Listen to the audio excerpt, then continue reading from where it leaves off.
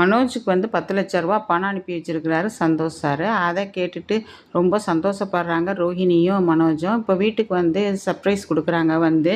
அதாவது மனோஜ் வந்து அவங்க அம்மாவுக்கு வளையல் வாங்கிட்டு வர்றாரு. இதை பார்த்துட்டு மீனாவும் இது முத்துவும் வந்து அப்படியே நிற்கிறாங்க. இதை அப்படியே நக்கலாக பார்க்குறாரு. அவங்க 2 பேரையும் நக்கலாக பார்க்குறாரு. சுருதிக்கிட்ட கேட்குறாரு மனோஜ், இப்போ இது எப்படி இருக்குது அப்படிங்கும்போது நல்லா இருக்குது அப்படிங்கிறாங்க. என்னடா மனோஜ் ஏதுடா இதெல்லாம் அப்படிங்கும்போது, சந்தோஷ் சார் எனக்கு ரூ. 10,00,000 பணம் அனுப்பி வச்சாருமா, அதில் தான் உங்களுக்கு வாங்கிட்டு வந்தேன். ஏன்டா அப்பாவுக்கு வாங்கலையா அப்படின்னு முத்து கேட்குறாரு. அப்பாவுக்கும் வாங்கிட்டு வந்திருக்கேன், உனக்கு மட்டும்தான் அப்பாவா, எனக்கும் அக்கறை இருக்குது, வாயை மூடு அப்படிங்கிறாரு. அப்போ அப்பாட்டையும் வேஷ்டி சட்டையை கொடுத்துட்டு, நான் எங்கடா வேஷ்டியும் சட்டையும் கட்டுறேன் அப்படின்னு சொல்லிட்டு அவர் சொல்கிறாரு. அப்புறம் என்ன பண்ணுறாங்க, இவங்க வீடு வாங்க போகிற விஷயத்த சொல்கிறாங்க. அதாவது ரோஹிணி சொல்கிறாங்க, ஆண்டி நாங்கள் வீடு வாங்க போகிறோம் ஆண்டி, அதாவது பீச் ரோட்டில். அப்படின்னா பீச் ரோட்லையா, அப்படியாம்மா அங்கே விலை அதிகம்ல. ஆமாம் ஆண்டி, ஒரு 5,00,00,000 வீடு இப்போ 3 கோடிக்கு வருது. நம்ம போய் எல்லோரும் 100 நாளைக்கு பார்த்துட்டு இது பண்ணுவோம், பேசிட்டு வருவோம் இது ஆண்டி அப்படிங்கிறாங்க. சரிம்மா அப்படிங்கிறாங்க இவங்களும் விஜயாவும். உடனே பார்த்தீங்களா என் புள்ள வீடு வரைக்கும் வாங்க வந்துட்டான் அப்படிங்கிறாங்க. இங்கே மீனா வந்து ரொம்ப கவலையாக நிற்கிறாங்க.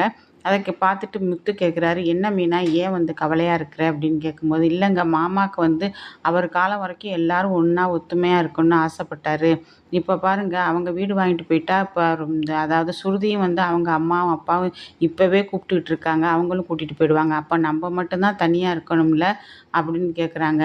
அதுக்கென்ன நம்ம அப்பா நம்ம கூட இருப்பார் மீனா, அதெல்லாம் விடக்கூடாதுங்க, அப்படி விடக்கூடாது, இதுக்கு ஏதாவது பண்ணணும். அப்போ இப்போயே போய் அந்த ஓடுகாலிகிட்ட போய் சொல்லவா அப்படின்னு முத்து கேட்குறாரு. நீங்கள் சும்மா இருங்க, எது நடக்குமோ அது நடக்கும் அப்படிங்கிறாங்க. இங்கே ரோஹிணி என்ன பண்ணுறாங்க, பையனை கூட்டிகிட்டு ஸ்கூலுக்கு போகிறாங்க. ஸ்கூலுக்கு போகும்போது அங்கே வந்து அண்ணாமலையை பார்த்துடுறாங்க. அண்ணாமலையை பார்த்துட்டு என்ன சொல்கிறாங்கன்னா, ஏன் அங்கே வந்து இவர்கிட்ட போய் செக்யூரிட்டிகிட்ட போய் கேட்குறாங்க, இவர் எங்கே இங்கே வந்திருக்காரு, இவர் புதுசாக வேலைக்கு சேர்ந்துருக்கிறாருமா, வாரத்துக்கு ஒரு தடவை புதன்கிழமை மட்டும் இங்கே வருவார் அப்படிங்கிறாங்க. இதை கேட்டு வீட்டுக்கு, அதாவது கிறிஸை கொண்டு போய் ஸ்கூல்லே விடாமல் வீட்டுக்கு போயிடுறாங்க.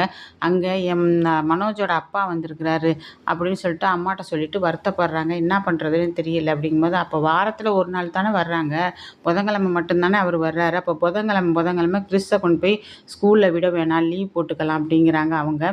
அதாம்மா சரி அப்படின்னு சொல்லிட்டு ரோஹிணி வீட்டுக்கு போயிடுறாங்க. இங்கே முத்து என்ன பண்ணுறாரு, ரோஹிணியை இது கண்காணிக்கிறதுக்காக டிடெக்டிவ் ஆஃபீஸில் போய் எவ்வளவு என்னன்னெலாம் கேட்குறாரு பணம். அப்போ அவங்க சொல்கிறாங்க 60,000 வரும், 1,00,000 வரும் அப்படிங்கிறாங்க. என்ன சார் இவ்வளவுலாம் கேட்குறீங்க, ஒரு பொம்பளையை கவனிக்கிறதுக்காக இவ்வளவு கேட்குறீங்க அப்படிங்கும்போது, ஆமாம் சார், சரிங்க சார், நான் அப்பப்போ கொஞ்சம் கொஞ்சமாக கொண்டு வந்து தந்தால் வாங்கிக்குவீங்களா அப்படின்னு முத்து கேட்குறாரு.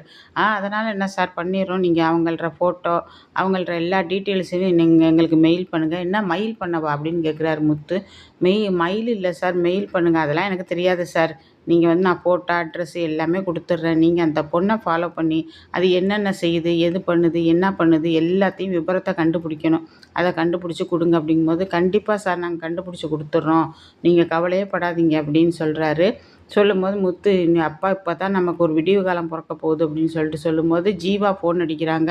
கன்னடாவிலேருந்து ஜீவா ஃபோன் அடிச்சு, முத்து நல்லா இருக்கீங்களா அப்படின்னு கேட்குறாங்க. நல்லா இருக்கேன் மேடம், நீங்கள் கூட ஊருக்கு வரேன்னு சொன்னீங்களே, எப்போ வர்றீங்க? நான் நெக்ஸ்ட் வீக் வரேன் முத்து, எனக்கு நீங்கள் கொஞ்சம் ஹெல்ப் பண்ணணும், கொஞ்சம் இடம் வாங்க போகிறேன், ஒரு ஃபேக்ட்ரி ஒன்று கட்ட போகிறேன், நீங்கள் தான் வந்து எனக்கு வந்து இது செய்யணும், உதவியெல்லாம் செய்யணும், அதனால் என்ன மேடம் நான் எல்லாம் உங்களுக்கு செஞ்சு கொடுக்குறேன் வாங்க அப்படிங்கிறாங்க. உங்களை நம்பி தான் வர்றேன், உங்கள் ஒய்ஃபையும் நான் விசாரித்தேன்னு சொல்லுங்கள் அப்படிங்கிறாங்க ஜீவா. ரொம்ப சந்தோஷமாயிட்டார் முத்து.